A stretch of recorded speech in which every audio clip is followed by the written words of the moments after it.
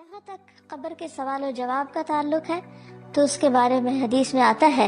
نبی صلی اللہ علیہ وسلم نے فرمایا کہ جب انسان کو دفن کر کے اس کے ساتھی چلے جاتے ہیں تو ایک فرشتہ جس کے ہاتھ میں گرز ہوتا ہے آ کر اسے اٹھا دیتا ہے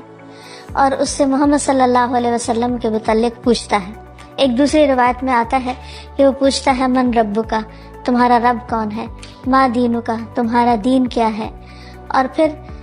وہ نبی صلی اللہ علیہ وسلم کے بارے میں سوال کرتا ہے کہ تم اس آدمی کے متعلق کیا کہتے ہو؟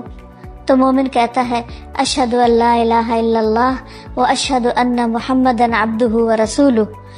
کہ میں اس بات کی گواہی دیتا ہوں کہ اللہ کے علاوہ کوئی معبود نہیں، اور یہ کہ محمد صلی اللہ علیہ وسلم اس کے بندے ہیں اور رسول ہیں۔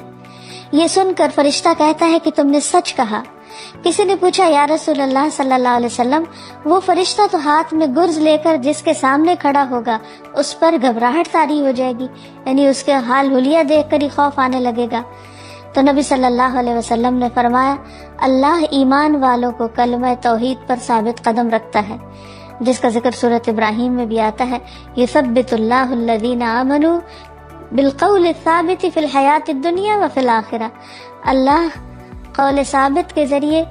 دنیا اور آخرت میں اپنے بندوں کو ثابت قدم رکھتا ہے، یعنی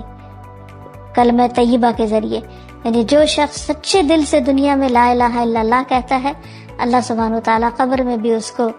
اللہ تعالیٰ کی وحدانیت کے اقرار کے لیے اس کلمے کو یاد کرا دیں۔